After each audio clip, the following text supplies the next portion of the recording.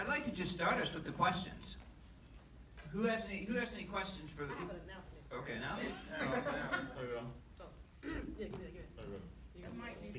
No. Hey there.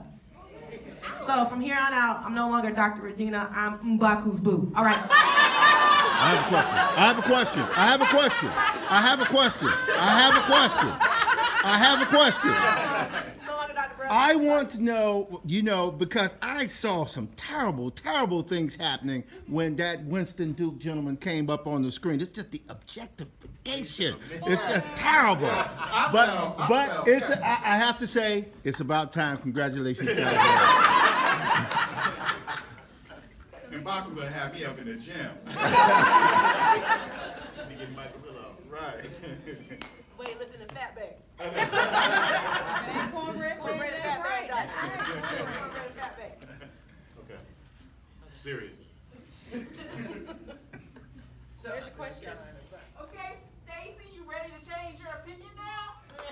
Well, oh damn! Really, y'all just gonna jump right up in there? Okay. So here's about okay. All right. So the question was, for those of you who were on the panel yesterday, didn't attend the panels yesterday. I was just asked to address again my opinions about Killmonger and ideas about misogyny, right? And watching this for the second time, I'm actually even more complex. And here's why. Right. And so for clarity, these two women specifically are in my immediate council, academic council, right? So we get into these discussions all the time, and it really, once again, is very complex. Have I changed my opinion? No, it's not really something that I really want to examine. Stacy, for the audience, why don't you quickly state your opinion? Okay, so okay, thank you. So, and briefly. All right, briefly what I was talking about was Killmonger. There's this love for Killmonger that a lot of women are looking at that comes at the expense of black women.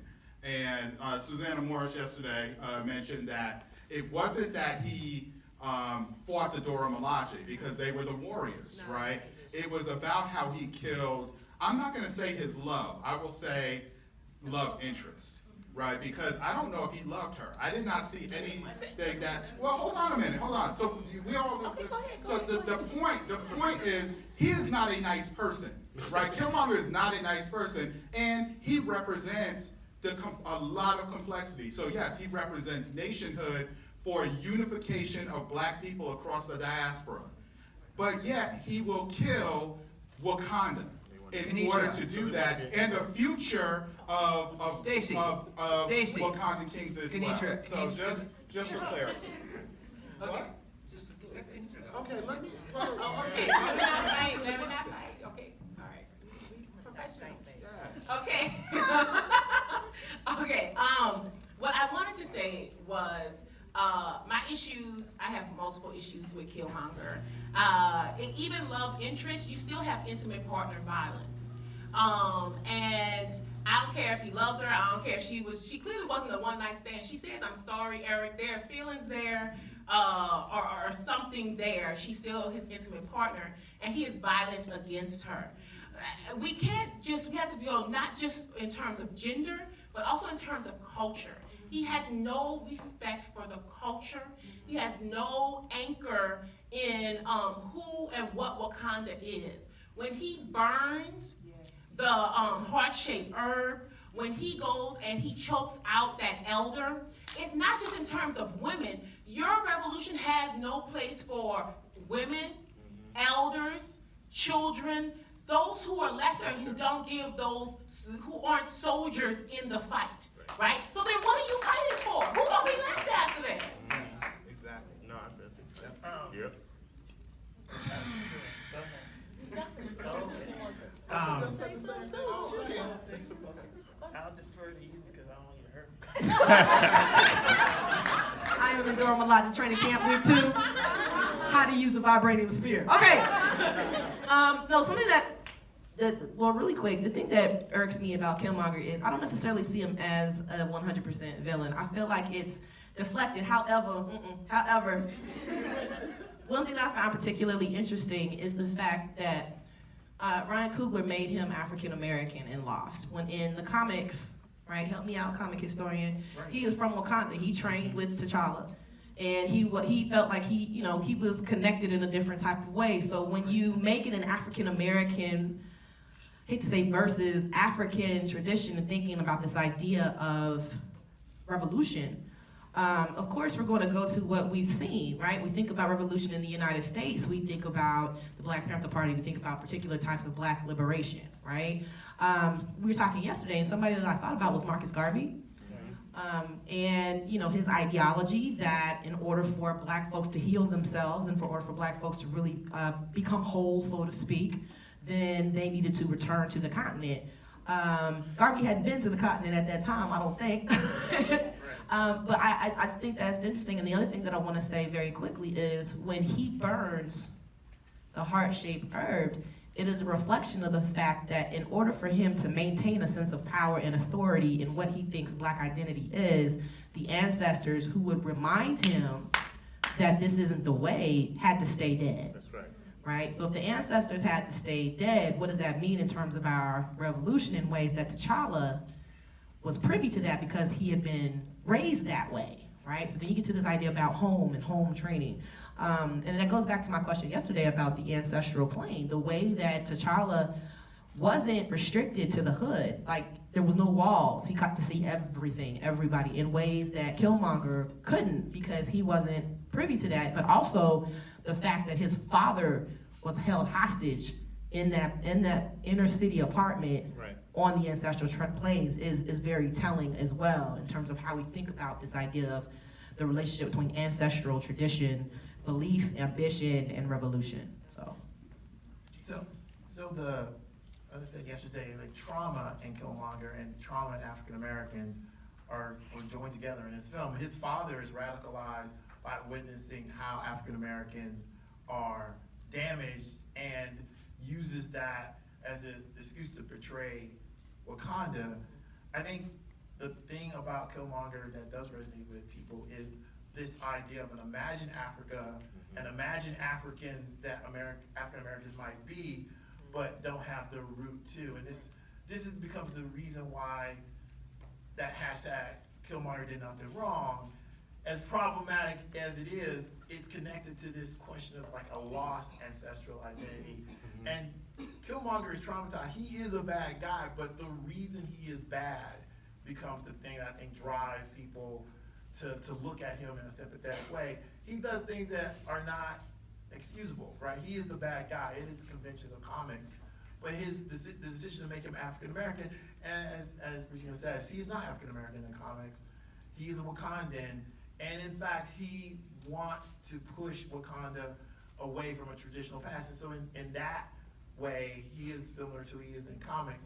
But this is the key point for African American. Is this a sort of confrontation between an African American identity that is by definition traumatized and broken, and an African identity that is positive and good?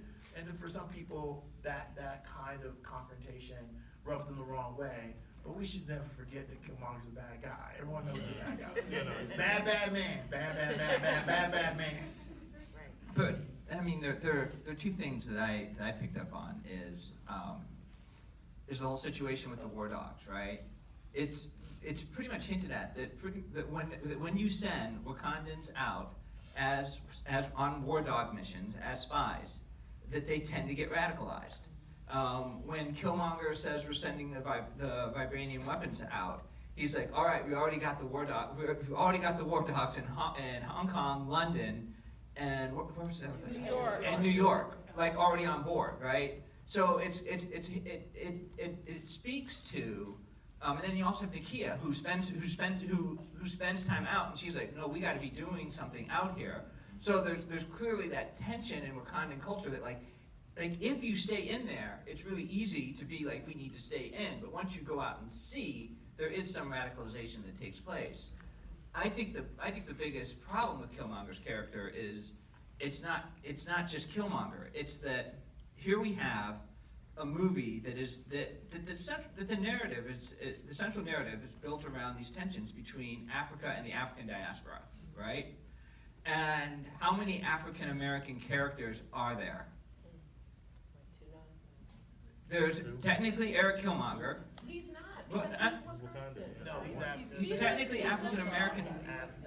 His real name is not. He literally puns on the idea of African American. Yeah.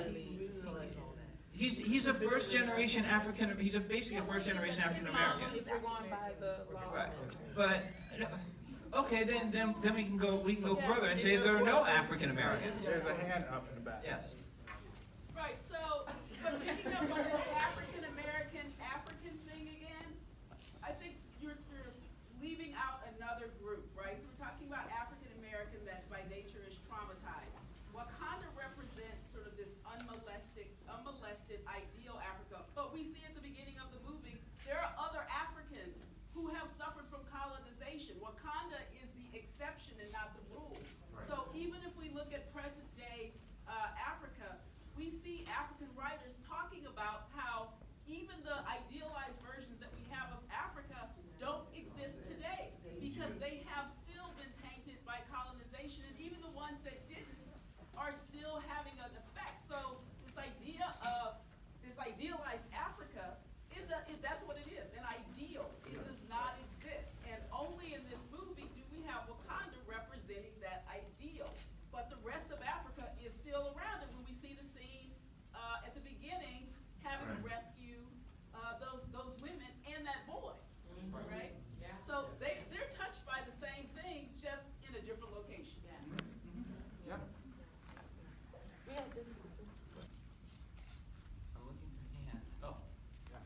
This kind of goes back to something you guys were talking about a few minutes ago.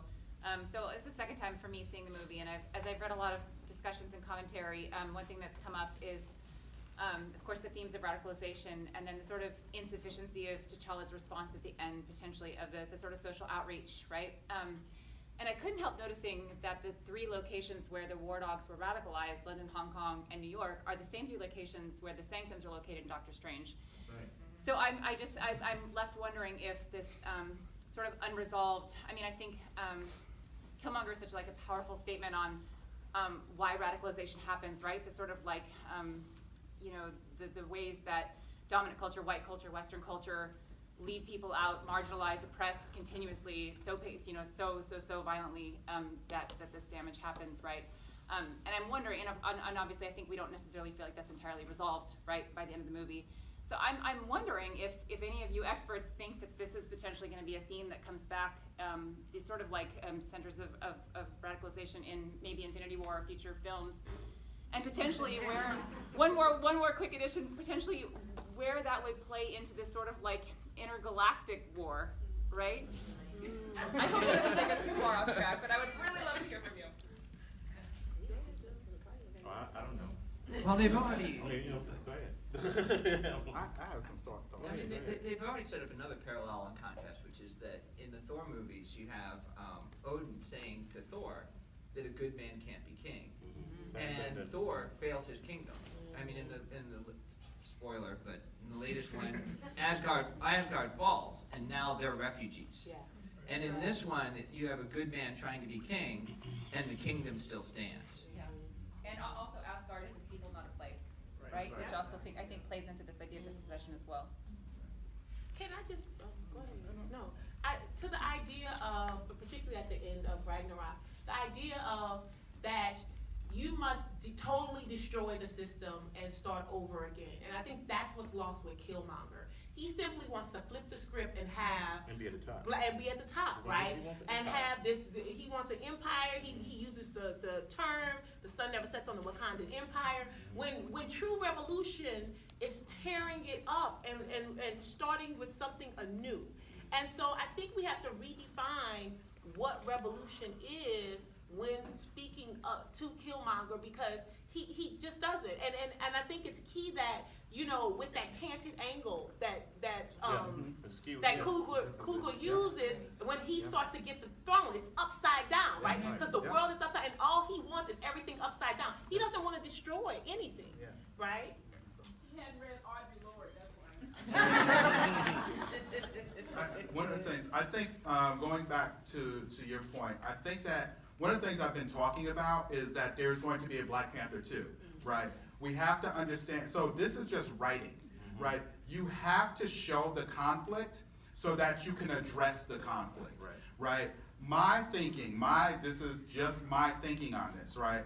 I believe that so what you did not see in the ending trailer, right? The ending is that T'Challa goes to the UN, right? So I would say that Killmonger's mission in a particular way is still alive. But one of the things I also realized is that is also Nakia's.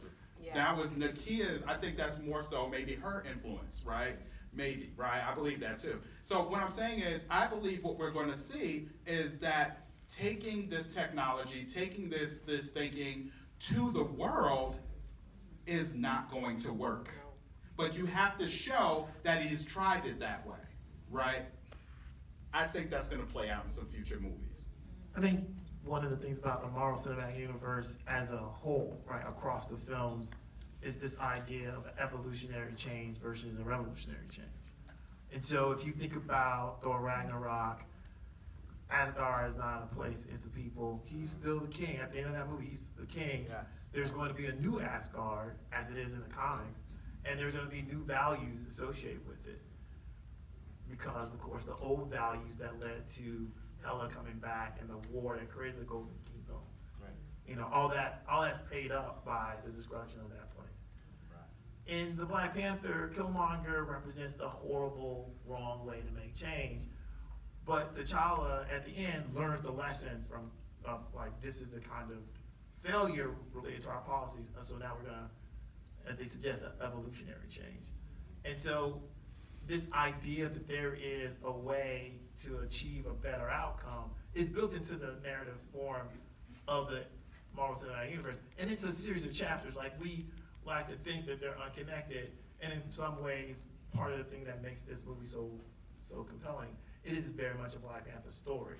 But he's gonna show back up in Infinity War. It's also chapter right. 18 in the MCU. Right, right, and we don't know how much of Phase 4 is going to center around the Kree, right? We know our Captain Marvel movie is coming up, and a big storyline in the comics is the Kree secret invasion. Like, they're here, they're sowing the seeds of revolution, and so maybe these sort of like spaces that where the war dogs were radicalized is gonna overlay with that. I wouldn't be surprised. But this idea that the heroes with these values of knowing what's right, are gonna be able to overcome that, that's gonna be one of the things that pieces together all of these different stories and brings all the sort of like cosmic stories and the stories on Earth together.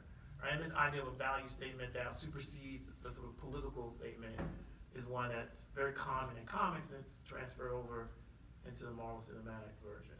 Can you say a word or two about the Kree and who they are? Right, so the Kree are one of the major alien races in the Marvel Universe. If you're watching Agents of S.H.I.E.L.D. that season, it's all about the Kree. It's set in the future.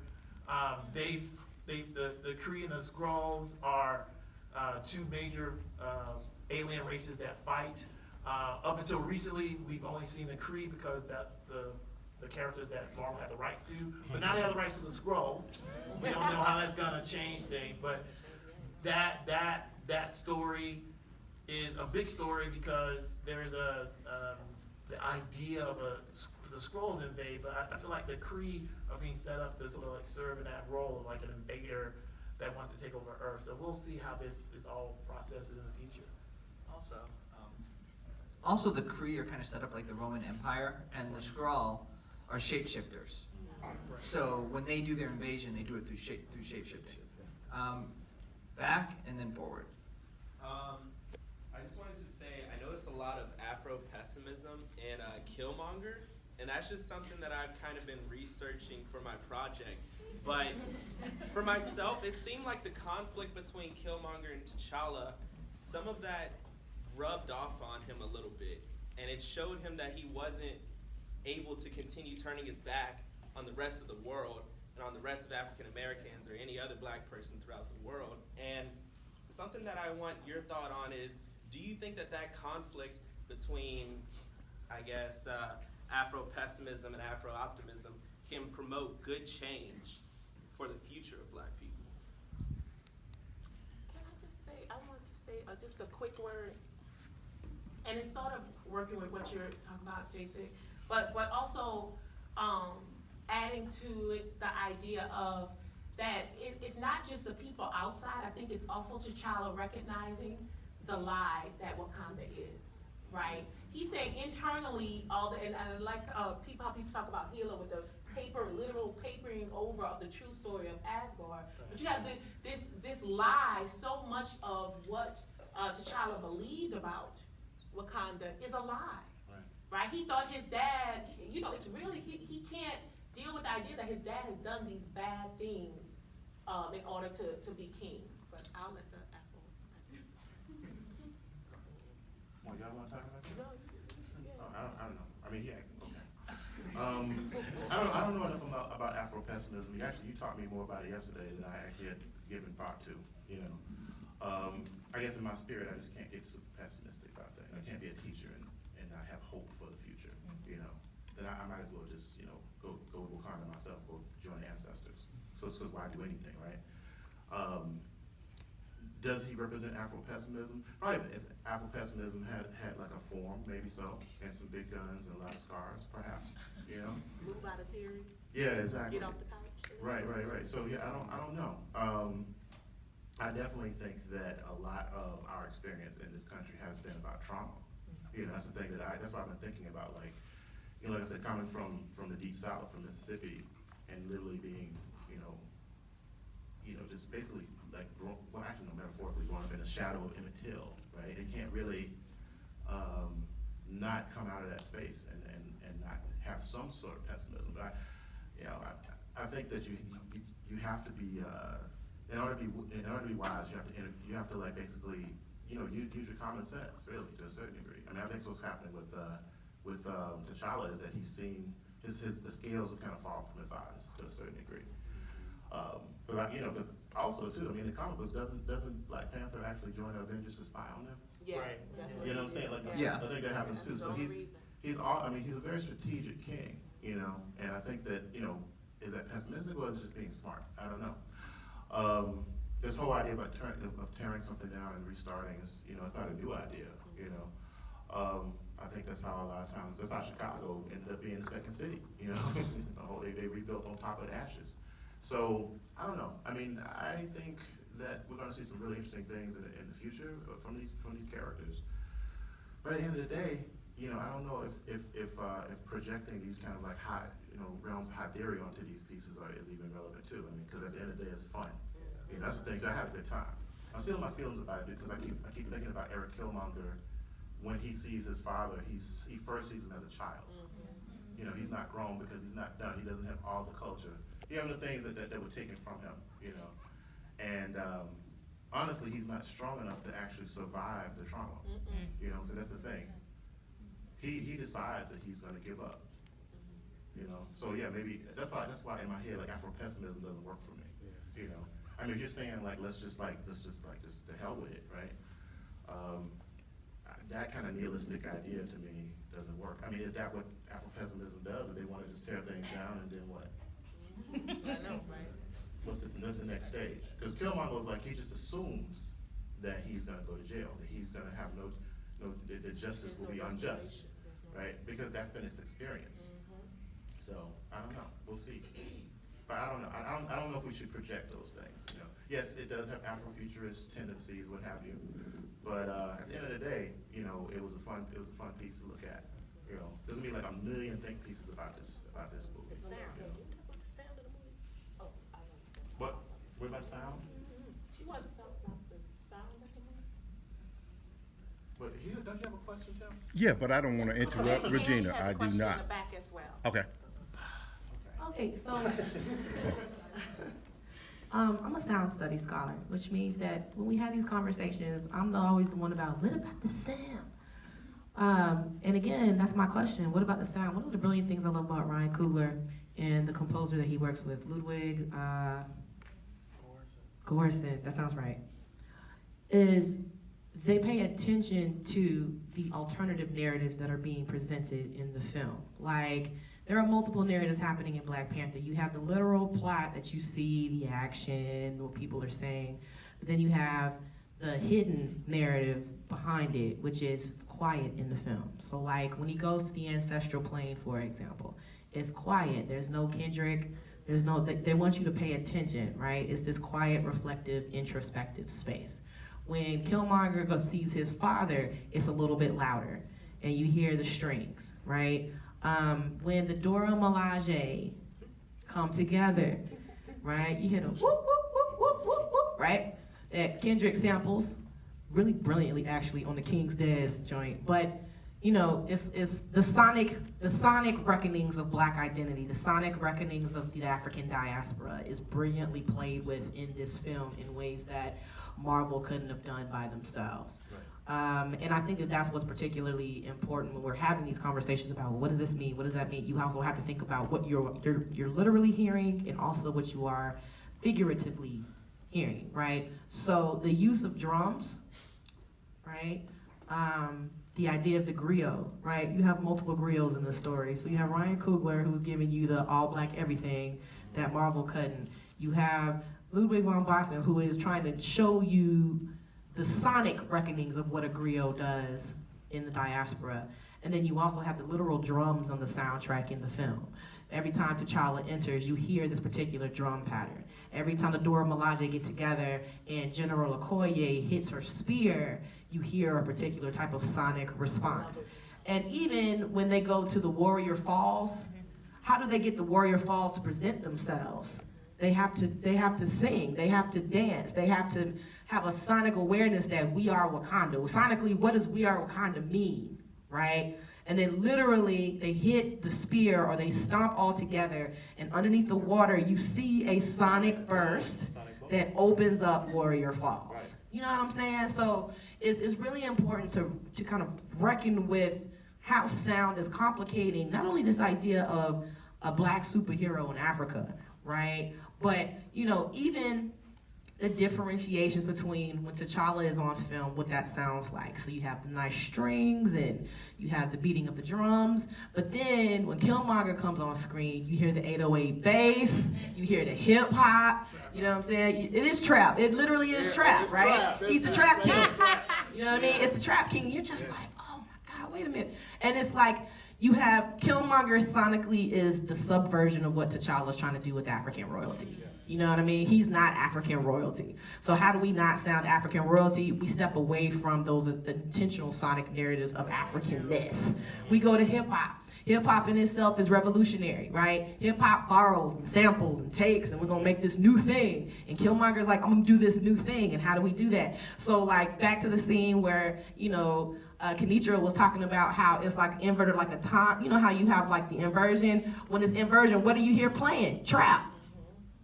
When it's turning over, it's trap. It's not the traditional, you know, come to the king type moment. So I just wanted to just kind of put that out there. It's very important to think about the sonic reckonings of Black agency in this film, in addition to the other conversations that we're already having. So I would like to add on top of that, because that is brilliant.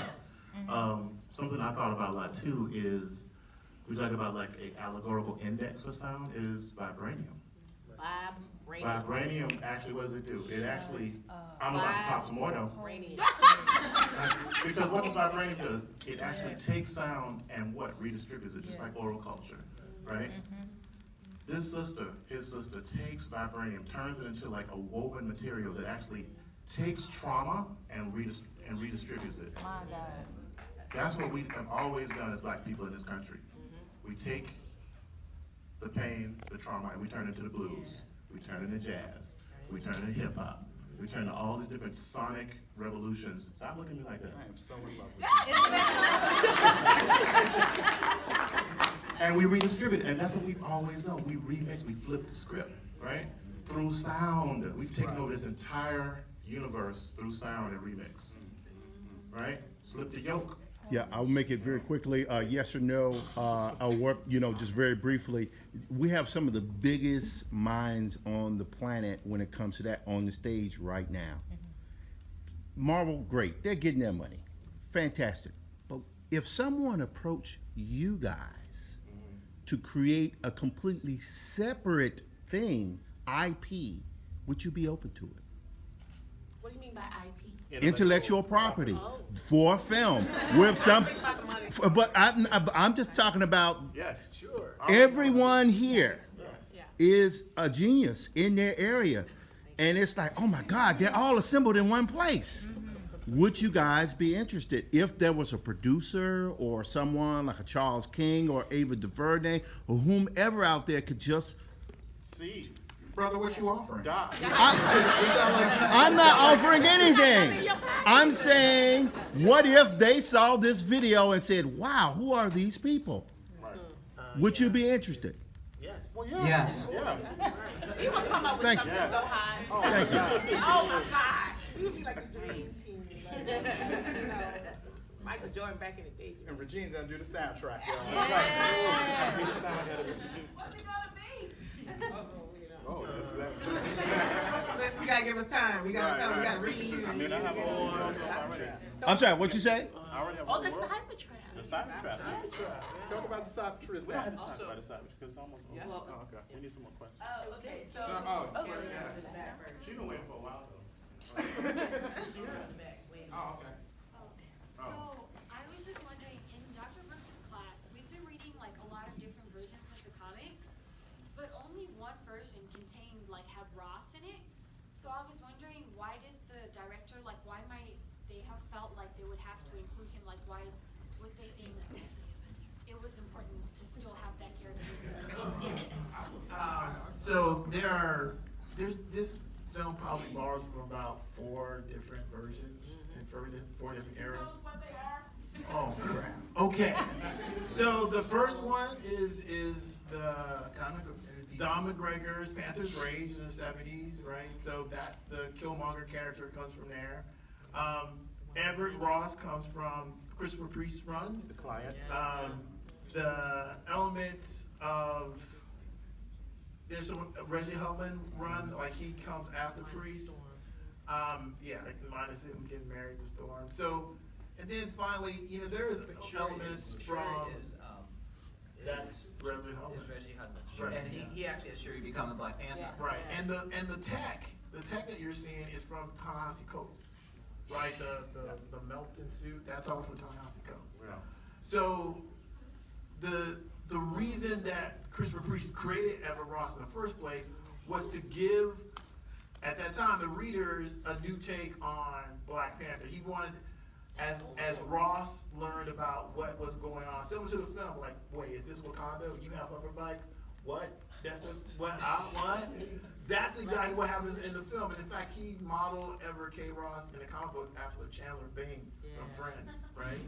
And so that character is a character that doesn't know and then learns, and so that is the way for the audience to learn. In fact, he has a lot of assumptions about Africa, a lot of assumptions about Black people, and all these things. And so as he becomes as the scales get pulled away from his eyes, like, oh my God, this guy is this incredibly powerful person. And so in the comics, it's a really important part of the narrative because T'Challa doesn't really talk a lot in that run when Christopher Reeve's writing.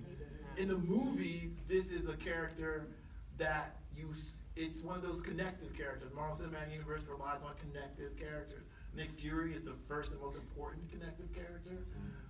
Scarlett Johansson's Black Widow is an important connective character.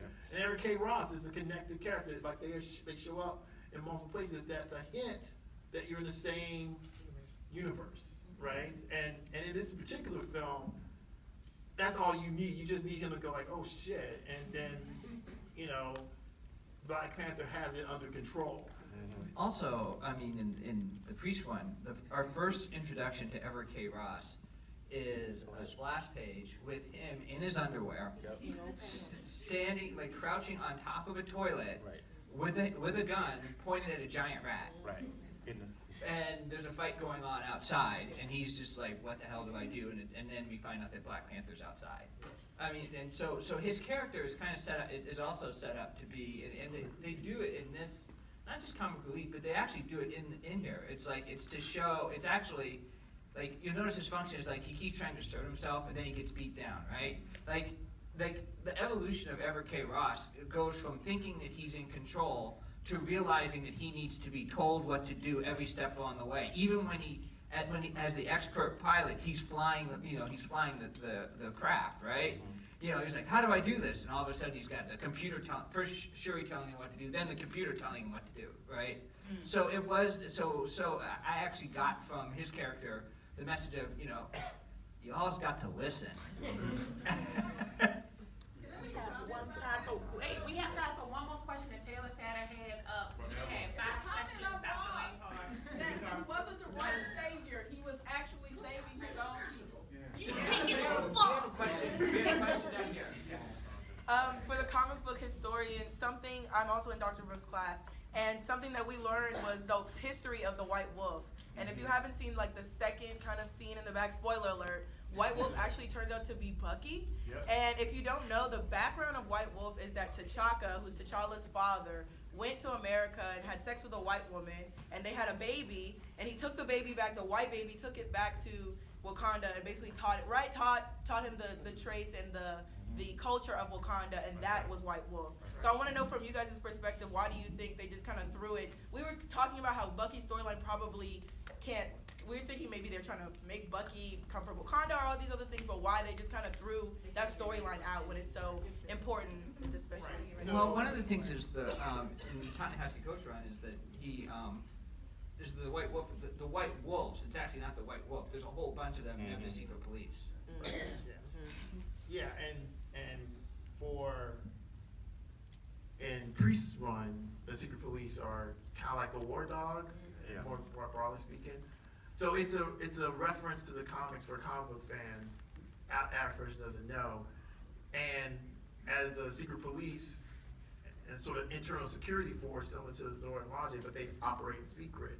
And in fact, in the Priest run, one of the things he decides, he wants to get rid of the White Wolves, right? That they were sort of run amok as a secret police sort of force.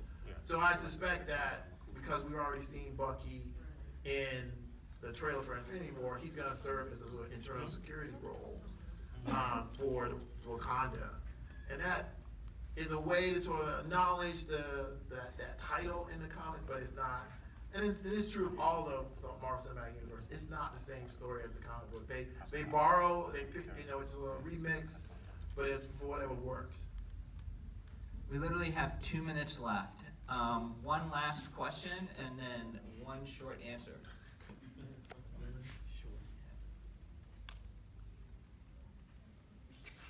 Do you think that maybe with more movies coming, we might be seeing like Roxanne Gay's version? We're talking about like the Dora Milaje. Do you think we will see her, like her, I guess like view on the story? Do you think that we will see her aspect like in the movies? I hope they do something with World of Wakanda. That's about as short as you can get. I was saying, I hope they do something with World of Wakanda, which is about as short as you can get. And Florence Kasumba has said, World of Wakanda is like an extension of Ta-Nehisi Coates' run of the Black Panther. So he got 2 black women to come and actually write about the Dora Milaje and these other aspects of women in Wakanda, right? You actually have women who are villains, you have women who are still the Dora Milaje. But I'm hoping that if it doesn't make the Marvel Cinematic Universe, that they do something with Netflix or something like that. And Florence Kasumba has said that in the director's cut, which I will take my money, it's over 4 hours, she was like, there are scenes where you see these queer relationships between the Dora Milaje, right? Which is where the World of Wakanda actually takes off. So I'm really hoping that if Marvel doesn't pick it up as a film, that it definitely makes it to television or a short miniseries, something, because it's necessary. Please.